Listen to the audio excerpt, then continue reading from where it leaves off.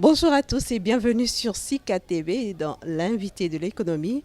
Aujourd'hui, nous sommes à Abidjan, précisément dans le village d'Abobodoumé, à la rencontre d'un topographe devenu hôtelier et restaurateur. Son nom, Ngbato Denis. Bonjour et bienvenue à vous. Bonjour Inès. Alors, quand on a été topographe, quand on a commencé sa carrière professionnelle dans ce domaine-là, qu'est-ce qui peut vous pousser à abandonner pour vous jeter dans l'hôtellerie et la restauration? La topographie, c'est un métier qui est très bon. Mais il y a trop de problèmes dans la topographie. Grâce à M. Zalo, David, étant mon conseiller dans mes affaires, dans la topographie, c'est celui qui m'a dit, Denis, laisse la topographie, cherche quelque chose d'autre. Et j'ai laissé la topographie, j'ai commencé à faire, je suis en train de la restauration, l'hôtellerie et la restauration. Aujourd'hui, les conseils qu'il m'a donnés sont à bout portant. Il n'y a pas de problème à ce niveau. Je vis bien, je suis à l'aise, il n'y a pas de problème à ce niveau. Mais comment est-ce que vos débuts ont été quand vous avez sauté dans le domaine de l'hôtellerie et la restauration sans aucune notion dans ces domaines-là? Comment est-ce que vous avez pu vous en sortir? Déjà, avant de m'installer, où vous êtes assise là, avant de m'installer, ça n'a pas été chose facile. Ici était un dépotoir, d'abord d'ordures, qui appartenait à tout le village d'Abodoumé. Disons, les riverains, les habitants, de près et d'autres. Vous voyez ce qui s'est passé. Les serpents, des varans, des animaux pas possibles, où vous êtes assis aujourd'hui là, vivaient ici, qui étaient dans un coin des bananières. Aujourd'hui, quand j'ai commencé à faire ce travail-là, quand j'enlevais les ordures, ça m'a coûté beaucoup d'argent, mais j'enlevais des ordures. Ça n'a pas été facile avec mes parents. Mais grâce à Dieu, puisque quand est-ce que tu veux investir sur un point, mais sur un lieu qui ne t'appartient pas, ceux à qui ça appartient, dès l'instant où tu vas t'installer, avant de t'installer, si tu vas les voir qui t'ont donné la prière, chez nous sommes en Afrique, qu'ils ont versé la boisson, il n'y a plus de problème, il n'y a pas de problème, il n'y a plus de choses qui peuvent t'arrêter sur la route. C'est ce qui a fait qu'aujourd'hui, vous êtes arrivé, vous avez vu que c'est beau à voir, joli à voir, il y a des cocotiers. En tout cas, c'est un peu ça. Vous n'aviez aucune notion en hôtellerie ni en restauration. Alors, comment est-ce que vous avez pu vous lancer? C'est grâce à un de mes cuisiniers, chef, monsieur Ake, chef Ake, qui a fait cette année, ça lui fait maintenant 28 ans de service dans la restauration. C'est lui que j'ai approché, c'est lui qui s'est approché de moi pour dire petit, si tu veux beaucoup gagner, si tu veux évoluer dans ce que tu fais, laisse-moi venir t'installer. Laisse-moi venir m'installer. Je suis venu, je l'ai laissé à ce qu'il vienne s'installer. Aujourd'hui, il m'a montré ce que c'est que la restauration. Et moi, j'ai pris parti pour la boisson, lui, il a pris parti pour la nourriture. Aujourd'hui, ça a pris forme. Le village d'Abodoumé a aimé et nous allons de l'avant. Cela vous fait 5 ans aujourd'hui dans ce domaine. Si vous deviez faire un petit bilan, qu'est-ce que vous diriez? Est-ce que les choses ont évolué comme vous l'aviez voulu? Il y a eu des hauts et des bas. Mais où je suis arrivé aujourd'hui, bientôt, ça me fera 5 ans que je suis installé en bordure de l'eau à Abodoumé. En tout cas, mon bilan des 5 ans est positif. Parce que vous êtes arrivé, vous avez vu, en 5 ans, quelqu'un qui a pris 500 000 francs pour investir. Et en 5 ans aujourd'hui, là, l'investissement qu'il a mis, ce n'est pas moins de 150 millions que vous-même vous voyez. Les remblais, j'ai fait le remblai entre la lagune et la terre ferme de 15 mètres sur 75 mètres de long. Donc vraiment, mon bilan est positif. Vous avez démarré avec combien d'employés et à combien en êtes-vous aujourd'hui? J'ai démarré avec pratiquement 4 employés. Un caissier, 2 serveurs et moi-même en plus étant serveur. Aujourd'hui, je suis à 46 employés. Côté nourriture et côté boisson.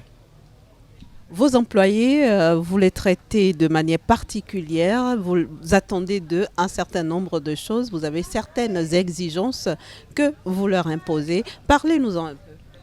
Ok.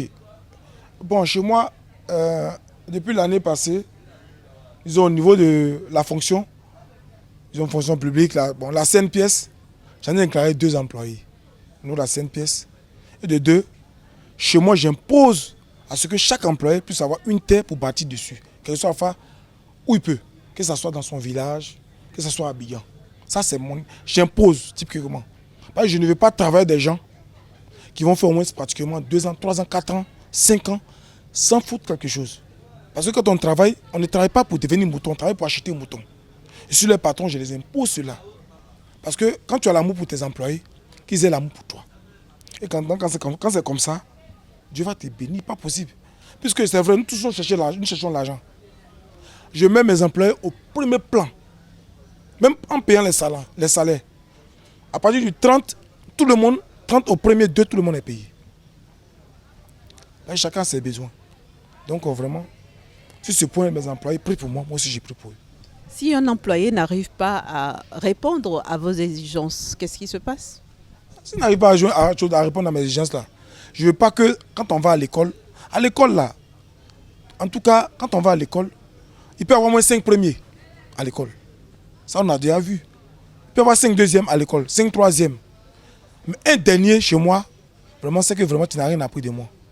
Je ne peux pas te laisser, mais je sais où je vais te positionner. C'est-à-dire? Voilà. C'est-à-dire quoi? Les privilèges des autres, là, tu ne pourras pas avoir, tu ne peux pas recevoir. Chez moi, c'est comme ça. Et c'est quoi ces privilèges? Voilà, des primes. Ce sont des primes. Puisque quand je donne les primes, c'est pour dire que toi, tu dois aller faire pousser pour toi. Aller payer un terrain quelque part, et puis réaliser. Puis aller payer, je vais aller louer un espace et faire pour toi. Je n'ai pas dit que je laisse carrément. Parce que pourquoi? Tu as travaillé pendant 4 ans, 5 ans chez moi ici. Mais tu as appelé aussi à faire pour toi. Tu peux travailler pour moi et puis avoir pour toi. Ça, ce sont les Français, les Blancs qui nous ont montré cela. Tu peux avoir ton entreprise et puis pour travailler quelqu'un aussi. Tu peux faire ça. Vous voyez pourquoi j'exige à ce que chaque employé, j'ai dit mon bilan d'ici jusqu'en 2025, il faut que chaque de mes employés puisse avoir un terrain, même si c'est dans ton village. Dans les villages, les terrains ne sont pas chers. Les terrains vont de 35 000 francs à 100 000 francs, à 200 000 francs. Bon, dans les villes, voilà. Mais dans les villages, sur les terrains de 30 000, 35 000 francs. Le Grand Abidjan, un terrain aujourd'hui de 400 mètres se vend à 17 à 20 millions.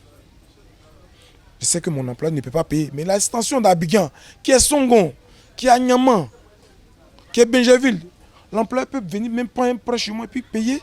Et puis je vais déduire dans son salaire jusqu'à ce que ça finisse. Mais par contre, il y a d'autres qui refusent. Ils veulent voler, ils veulent payer même les propres sueurs. Que le patron fait trop. Puisque la santé est prise en compte. Ils ont un 13e salaire. Finalement, Denis Ngbato, c'est quoi votre secret de réussite? La secret de réussite, Inès, vraiment ça vient de mon père. Mon père, Ngbakuton Barthélemy, qui était commis, chef commis, à la chaque. C'était un commerçant, disons. Il m'a dit carrément, mon fils, c'est pas forcément dans les études que tu peux réussir. Il a travaillé avec le vieux Yacouba Silla, qui fut aussi un acheteur de produits, au temps de Fouboigny. Donc, c'est comme si j'étais ici, je suis né issu d'une famille de commerçants. C'est le commerce vraiment qui a fait qu'aujourd'hui je suis devenu ce que je suis. Alors, si vous avez un message à l'endroit des jeunes, quel serait ce message-là? Bon, je dirais aux jeunes, aux frères du village, aux jeunes d'Abidjan, aux jeunes de la Côte d'Ivoire, c'est pas la peine de monter aller en Libye, monter dans les bateaux pour traverser, pour mourir dans l'eau comme des gens qui n'ont pas de parents. L'Afrique est bien située. L'Afrique a ses biens, bien appropriés. Ici en Afrique, moi je le dis bien, surtout en Côte d'Ivoire ici, avec une bourrette que vous allez acheter à 14 000 francs, à 12 000 francs, vous pouvez devenir millionnaire dans 2 ans, 3 ans. Tu n'as pas besoin d'aller travailler dans les bureaux, au plateau, pour attendre les dossiers typiques de nos frères qui sont là, qui veulent vraiment devenir fonctionnaires, pour dire non, donne-moi 2 millions, 3 millions. Ce sont des bêtises. Moi, j'ai décrit cela. S'il y a quelqu'un qui veut apprendre, qu'il vienne. Je vais lui montrer mon secret. La preuve en est aujourd'hui, mais même mes employés, qui sont les femmes, les chefs cuisiniers, les chefs cuisiniers sont arrivés pour me solliciter pour dire patron, si il y a quelque chose à apprendre, tu es petit mais tu es notre patron. Parce que quand est-ce qu'on te dit quelque chose, c'est propre. Donc on fait une réunion avec tous les employés ce matin Pourquoi est-ce que quand est-ce que j'ai dit quelque chose, dans 1 mois, dans 2 mois, dans 5 mois, ce que je dis là, ça vient. Ça veut dire que j'ai appris aussi auprès des grands-parents, auprès de mon père et auprès de M. Zalo David, qui ne se décourage jamais. C'est un simple employé du district d'Abidjan, aujourd'hui qui construit une immeuble. Parce que je lui donne des conseils, il me donne des conseils. Donc vraiment, il dit à la jeunesse, c'est pas la peine de monter dans le bateau, aller chez les Blancs là-bas. Tout est encore, tout en Afrique ici. Il y a tout. Il y a tout. Le paresseux n'a pas sa place sur la terre. Mon père m'a dit une fois que le courageux, ça m'en plaît toujours, mais le courageux, ça m'en plaît toujours, mais le non courageux, ça m'en rit toujours. Parce que quoi, c'est un proverbe hein, à 2 sens. Quand tu es trop courageux, tu n'apportes rien. Mais quand tu es moins courageux, tu apportes. Avec ton intelligence. Et il m'a surtout dit encore que, à l'école quand on va là, dans la ville là, il y a l'intelligent et l'intellectuel. L'intellectuel, lui, il gère tout. Mais, l'autre chose qu'on appelle ça même, l'intelligent, il met son argent partout pour essayer de voir est-ce que ça peut aller, si ça peut aller. C'est comme ça que je suis arrivé à ce point-là. Parce qu'au départ, personne n'a cru que non, j'allais arriver à ce point ici au niveau d'Abodoume.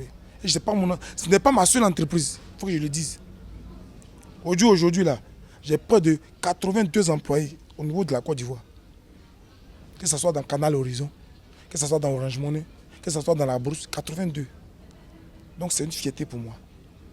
Si vous aviez continué dans la topographie, est-ce que vous seriez arrivé là? Non, puisque c'est Dieu seul qui connaît ça. C'est Dieu seul qui a notre destin en main. C'est Dieu seul qui a notre destin en main. J'ai appris avec quelqu'un. Aujourd'hui, celui avec qui, il y a quelqu'un qui travaille dans la topographie que je viens de trouver, qui a été formé, qui travaillait. Mais il est devant moi, je suis en train de parler, il est devant moi. En face de moi, c'est mon collègue. C'était mon collègue. Mais aujourd'hui, il est fier de moi. Et je lui dis toujours, et c'est lui-même qui vient encore prendre des conseils auprès de moi. S'il fait ça, est-ce que ça peut marcher? Je lui dis non, si c'est ça, va, ça va marcher. Si c'est ça, va. Récemment, mon ami, qui était mon collègue, c'est vrai, il a pris avant moi, pas possible. Il m'a dit non, Denis, est-ce que si je fais le pressing, ça peut marcher? Je lui ai même donné 2 appareils, 2 machines pour dire tiens, va, à ma bénédiction, tu as ma bénédiction, ça va marcher. Aujourd'hui là, pas grâce à moi, même quand je vais laver mes habits, c'est lui qui lave mes habits comme il doit. Mes habits, c'est au pressing que je les lave. Tous mes habits, que ce soit moi et ma femme. Et c'est une manière de l'aider aussi pour qu'il puisse avoir l'argent et puis faire d'autres activités aussi. Parce que c'est la main gauche qui lave la main droite. Voyons les Libanais. Les Libanais, quand est-ce qu'ils ont un marché, ils ne donnent pas aux Ivoiriens, ils donnent aux frères Libanais. Quand le frère Libanais a fini, quand il y a les ordures, c'est là qu'on donne aux frères Ivoiriens. Donc moi, c'est comme ça que je vais procéder aussi. Et c'est comme ça que je procède aussi. Merci beaucoup. Merci Denis Ngbato. Je rappelle que vous êtes entrepreneur, on va le dire comme ça, dans le domaine de l'hôtellerie et de la restauration à Abobo-Doumé, en Côte d'Ivoire. Merci beaucoup d'avoir accepté notre invitation et à bientôt. Merci Inès.